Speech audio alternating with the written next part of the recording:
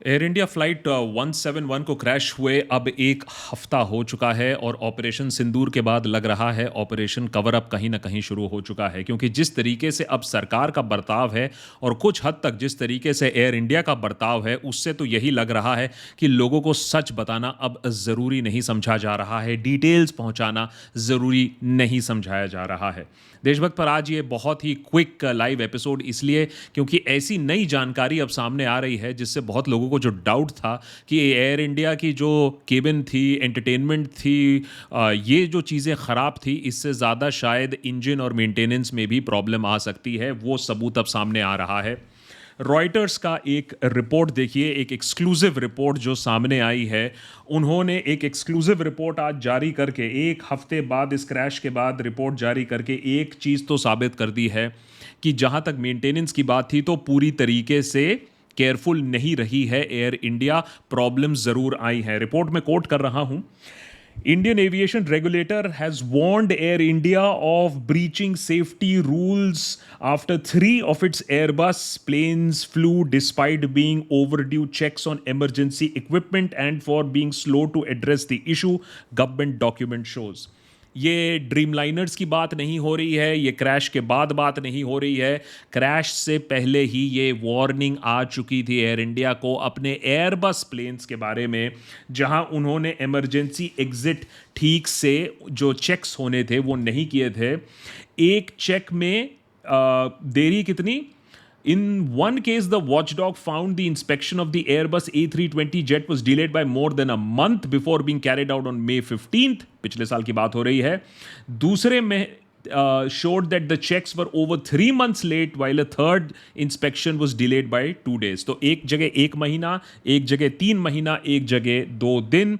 Air India failed to submit timely compliance responses and deficiencies raised by DGCA further evidence weak procedural control and oversight. अब ये जो deployment की बात है और ये जो चेक्स की बात है, अगर आप नहीं दोगे टाइम से डीजीसीए को, तो आपकी जो फ्लाइट वर्दीनेस सर्टिफिकेट है उसे कैंसिल कर दिया जाता है। अब एयर इंडिया के जो सीईओ हैं विल्सन, उन्होंने रॉयटर्स को पिछले साल बोला था कि बाकी एयरलाइंस की तरह इंटरनेशनल पार्ट्स की शॉर्टेज की वजह से हमें भी दिक्कत आ रही है, but many planes were not refreshed since they were delivered in 2010 2011 because airlines aircrafts पुराने थे, तो इनमें जो मरम्मत होने वाली थी, रिफर्बिशमेंट होने वाली थी, मिड लाइफ अपग्रेड जो होने वाला था वो नहीं हुआ है। और पिछले साल सरकार की तरफ से, एजेंसीज के साथ, डीजीसीए के तरफ से 23 इंस्टेंसेस हुआ था जहां एयरलाइंस को फाइन किया गया था, सारे एयरलाइंस मिलाकर, और उनमें से 12 एयर इंडिया और एयर इंडिया एक्सप्रेस है। एक में unauthorized entry into the cockpit के वजह से फाइन किया गया था, और एक जगह जो सबसे बड़ा फाइन है, $127,000 का जो फाइन है, was for Air India because insufficient oxygen on board carry किया गया था on the trip to San Francisco. तो ये जो रिपोर्ट है जो रॉयटर्स लाई है, ये जो एक्सक्लूसिव रिपोर्ट आई है रॉयटर्स, और मैं नीचे लिंक भी दे दूंगा आपको, इससे एक चीज़ तो साबित हो जाती है कि सिर्फ मेंटेनेंस के मामले में सिर्फ आपका एंटरटेनमेंट सिस्टम और सीट नहीं फटा हुआ था, एंटरटेनमेंट भी फटा हुआ था। लेकिन इससे भी ज़्यादा जो दिक्कत की बात मुझे लगी, और वो भी अनफॉर्चुनेटली क्योंकि हमारी मीडिया तो सिर्फ सॉफ्ट स्टोरी करती है, जो ब्लूमबर्ग ने स्टोरी निकाली है और वहाँ एक क्लियर उन्होंने कंपैरिजन दिया है कि एयर इंडिया किस तरीके से और सरकार किस तरीके से वैक्यूम क्रिएट कर रही है जहां तक इंफॉर्मेशन की बात है। आप सोच के देखिए, एक हफ्ता हो गया, आज हमें मालूम नहीं है कि कितने जाने गई कुल मिलाकर। अब एयरक्राफ्ट में तो जाने गई, चलो ठीक है, हमें मालूम है, लेकिन ऑन द ग्राउंड मैं मानता हूं कि डीएनए आपको करना है जिससे शरनार्थ हो पाए, जिससे आप एग्जैक्टली बॉडीज फैमिली को दे पाए, लेकिन आपने डेथ टोल का ऑफिशियल आंकड़ा क्यों नहीं रिलीज किया है? क्या इतना बड़ा रॉकेट साइंस है, क्या इतना बड़ा कोई कोवर्ट ऑपरेशन है कि एक हफ्ते बाद आपने ये इंफॉर्मेशन रिलीज नहीं किया है? और यही चीज ब्लूमबर्ग अपने रिपोर्ट में बहुत बढ़िया तरीके से इसको आंकती है कि अगर आप हाल ही में अगर इंसिडेंट्स और एक्सीडेंट्स ले तो दूसरे देशों ने किस तरीके से, किस प्रोटोकॉल से इन चीजों को संभाला है। डेली ब्रीफिंग्स होती हैं, फैमिलीज के साथ डेली मीटिंग्स होती हैं, जो सवाल मीडिया उठाती है उनका जवाब दिया जाता है डेली। हमारे यहाँ एक हफ्ते में एक प्रेस कॉन्फ्रेंस हुई है जहां मीडिया को सवाल उठाना मना था। हम इतने यूज्ड टू हो चुके हैं, इतने कॉकरोच बन चुके हैं कि अब हमें सवाल पूछना भी नहीं है। सरकार कर रही है, कुछ सोचकर ही काम कर रही होगी। और टाटा एक दो ईमेल कर दे रही है, एक दो रिकॉर्डेड स्टेटमेंट्स इशू कर दे रही है उनके सीईओ, और उससे काम चल जाएगा। अब United Nations International Civil Aviation Organization वैसे भी कहती है अब सारा डिटेल्स तो नहीं दे सकते हो, लेकिन और ये बहुत बढ़िया तरीके से ब्लूमबर्ग ने आंका है कि कैसे जीजू एयर क्रैश जो साउथ कोरिया में हुआ था, 179 पीपल हैड डाइड इन दिसंबर, और वहाँ मल्टीपल डेली अपडेट्स हुआ था, इन्वेस्टिगेटिव एफर्ट्स क्या चल रहे हैं, फॉल्स रूमर्स, याद रखिए ये बात, मैं अभी आपको समझाता हूँ क्यों, फॉल्स रूमर्स को रिफ्यूट किया गया था और कॉम्प्रिहेंसिव रिपोर्ट कुछ ही महीनों में फिर रिलीज किया गया था। यहाँ देखिए क्या चल रहा है, और मैं आ रहा हूँ यहाँ क्या। और यूएस क्रैश में याद है अभी रिसेंटली जब अमेरिकन एयरलाइंस एक हेलीकॉप्टर के साथ जब क्लैश कर जाता है, US Transportation Secretary were holding daily media briefings within hours of the incident at the Washington National Airport where the stricken plane was supposed to land. और उसके बाद press conferences, written updates, details, recovery of the crash aircraft and investigative efforts के बारे में लोगों को बताया जा रहा था। यहां देखिए क्या हुआ है। सरकार ने एक प्रेस कॉन्फ्रेंस किया और सीईओ कैम्पबेल विल्सन आते हैं और एक बहुत ही रोबोटिक अंदाज में सीईओ ऑफ एयर इंडिया एक मैसेज जो देते हैं लोगों को, और वो मैसेज भी टेपा कट कॉपी पेस्ट होता है एक और क्रैश के बाद, जब अमेरिका में अमेरिकन एयरलाइंस के ग्रुप्स इनकॉर्पोरेटेड बॉस जो होते हैं रॉबर्ट आइसोम, वो जो स्पीच देते हैं उसी का कट कॉपी पेस्ट स्पीच आप देते हो। तो कितना ऑनेस्ट एफर्ट है और कितना आप फील कर रहे हो लोगों के साथ, वो साफ दिखता है जहां तक एयर इंडिया की भी बात है।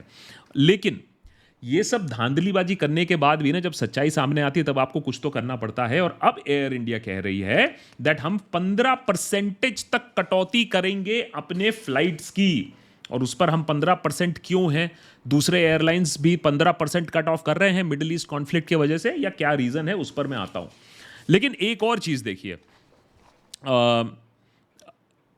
टाइम्स ऑफ इंडिया में एक रिपोर्ट आई है, आज ही आई है, कि एयर इंडिया प्लेन क्रैश के बाद किस तरीके से एक खबर आ रही है सामने कि कैसे दो senior Air India flight attendants ने चिट्ठी लिखी है नरेंद्र मोदी को, ये बोलकर कि कैसे उन्हें सर्विस से बर्खास्त कर दिया गया था क्योंकि उन्होंने अपनी आवाज उठाने की हिमाकत की थी। 2 senior Air India flight attendants have written to the prime minister claiming that they were terminated from service by the airline after they refused to change their statement about a technical problem with the Boeing 787 Dreamliner last year.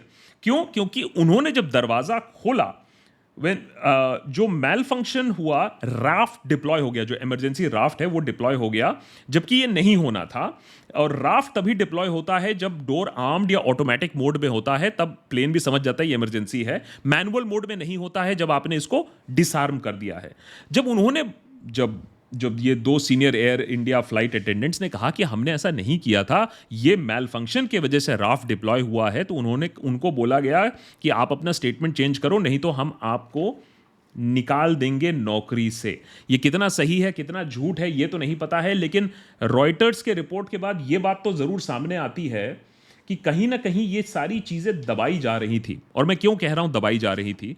इसलिए क्योंकि अब आप देख रहे हो every day, आप देख रहे हो कि कोई ना कोई फ्लाइट वापस आ रही है, कोई ना कोई फ्लाइट में मैल फंक्शन निकल रहा है, कोई ना कोई फ्लाइट में पायलट जाने को राजी नहीं है।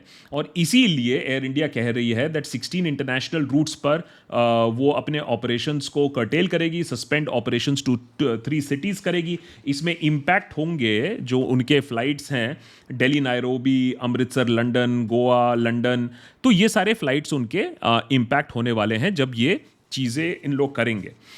अब उन्होंने कहा है, CEO and managing director Campbell Wilson कह रहे हैं कि ये कॉन्फिडेंस बिल्डिंग मेजर हम कर रहे हैं। Airline has elected to continue enhanced pre flight safety checks on its Boeing 787 fleet and an added major its Boeing 777 aircraft for the time being. अब सवाल है कि ये करने की जरूरत आपको पहले क्यों नहीं पड़ी? आपने ये 15% घटौती जब आपने एयरलाइन खरीदा था तभी कर सकते थे? क्या आपको मालूम उस समय नहीं था कि एयरलाइन एजिंग है? क्या आपको उस समय मालूम नहीं था कि इतने सालों से इन एयरलाइंस का इंजन्स का रिफर्बिशमेंट नहीं हुआ है? क्या एक क्रैश की वजह से आपने अब सोचा है कि हम एनहांस चेक करेंगे? क्या सेफ्टी पर वो ध्यान नहीं दिया था जो आपको खरीदते समय ही देना था? क्या आपको बिजनेस लॉस का ज्यादा डर था कि अगर पूरे रूट्स आप ऑप्टिमली यूज नहीं करोगे तो आपको घाटा होगा? तो उधर से टाटा से थोड़ी-सी और ज़्यादा उम्मीद थी ट्रांसपेरेंसी की, क्योंकि अब टाटा अपने महिंद्रा क्लब मेंबर्स को, जिसका मैं भी एक मेंबर हूँ, उनको चिट्ठियाँ भेज रही हैं। Dear Aakash, we are reaching out with a heavy heart following the tragic crash of Air India flight AI-171, the loss of 241 passengers and crew members. यहां भी बाय द वे नोटिस करिए, एयरलाइन अपनी लॉस की बात कर रहा है, जैसे ग्राउंड लॉस इनकी रिस्पॉन्सिबिलिटी नहीं है। ग्राउंड में जो मरा वो मरा, सरकार भी हमें उसका क्लियर आंकड़ा देने की कोशिश नहीं कर रही है, एक हफ्ते से तो नहीं दी है। इन्होंने जो अपनी चिट्ठी में अपने फ्रीक्वेंट फ्लायर्स को लिखा है वो ये है कि हमारा क्रू है बहुत प्रोफेशनल है, वो मैं भी मानता हूं बाय द वे। हमारा जो एयरक्राफ्ट है, the plane was well maintained with its last major check in June 2023 and next scheduled for December 2025. Its right engine was overhauled in March 2025 and left engine was inspected in April 2025. Both the aircraft and the engines were regularly monitored, showed no issues before the flight. But ये दूसरे aircrafts के साथ ऐसा लग नहीं रहा है, इसीलिए इतने सारे एयरक्राफ्ट्स के साथ जो प्रॉब्लम आ रही है। और दूसरी जो लिटिल बिट ऑफ डिसऑनेस्टी ये है, regrettably the time required to perform these enhance safety checks along with application of extra caution, external factors like air space closure of Iran and the Middle East as well as night time restrictions at some international airports along with normal airline technical issues has led to a higher than usual number of cancellations of our long haul network in the last few days. तो ये सारी problems तो दूसरे aircraft और दूसरे airlines के ऊपर भी आती है। उनके भी इतने सारे फ्लाइट्स क्या on a daily basis cancel हो रहे हैं? या आपके पायलट्स को कुछ मालूम है जो आप हमें बताना नहीं चाहते हो? आपके पायलट्स को मालूम था कि वो ऐसे में ही जोड़ताल जुगाड़ देकर काम चला रहे थे और अब आपके पायलट्स ने कोई भी शक होने पर उन्होंने कहा है कि हम फ्लाई नहीं करेंगे। थोड़ी सी और ऑनेस्टी की दरकार है जहां तक टाटास की बात है, जहां तक ओनर्स की बात है और जहां सरकार की बात है। Boss, value of human life तो हमारे देश में है नहीं, ये बात हम जानते हैं, लेकिन हमने ये तो सोचा था कि कम से कम इतना हाई प्रोफाइल क्रैश हमारे देश में सबसे बड़ा, सबसे घातक सिंगल एयरक्राफ्ट क्रैश चरकी दादरी के बाद अगर आप देखो तो इसमें सबसे ज्यादा जाने गई हैं। कितना एग्जैक्टली मैं आपको बता नहीं सकता हूं क्योंकि सरकार ने हमें बताया नहीं है, लेकिन करीबन 300 जाने की बात हो रही है। चरकी दादरी में अबाउट 349 लाइव्स वर लॉस्ट। तो सरकार की तरफ से ये उम्मीद है कि भैया सरकार हमारे ऊपर एफआईआर ना कर देना कि कल अगर हमने कोई गलत रिपोर्ट लगा दिया, क्योंकि इतने रिपोर्ट्स के बाद सारा दिन ये खबर चला था कि ब्लैक बॉक्स तो यहां हो ही नहीं सकता है, हमारे पास टेक्नोलॉजी नहीं है, हमारा लैब इसे देख ही नहीं सकता, उसमें आग लग गया, ये बाहर जा रहा है, अमेरिका जा रहा है। जहां अमेरिका क्या बोइंग की पोल खोलेगा पता नहीं। अब खबर आ रही है या फिर आउटरीच के बाद सरकार को समझ में आया कि ये तो नाक कट रही है कि भैया हम तो कह रहे हैं हम विश्व गुरु हैं, इतने बड़े ये एयरलाइन इंडस्ट्री है हमारी, तो अब कह रहे हैं नहीं ये फॉल्स रिपोर्ट था। तो जो फॉल्स रिपोर्ट जो 50 मेन स्ट्रीम अखबारें हैं तो उनको सू कर रहे हैं क्या? आप जरा बताइएगा हमें भी। तो थोड़ा सा ट्रांसपेरेंसी फ्रॉम दी ओनर्स और थोड़ा सा रेगुलर अपडेट्स अगर सरकार की तरफ रहे तो उन लोगों की ज़िंदगी का मजाक नहीं उड़ेगा, उन फैमिलीज़ का मजाक नहीं उड़ेगा जो अभी भी मातम मना रहे हैं। और आप ये जो एक ट्रेंड बैठ गया है ना कि चलो कहीं पुष्कर में हुआ, कहीं रेलवे स्टेशन में हुआ, लोग 2 दिन में भूल जाएंगे, तो मेंशन ही नहीं करो, कोई मारा ही नहीं गया, ये भद्दा मजाक अगर ना खेला जाए तो बेटर होगा।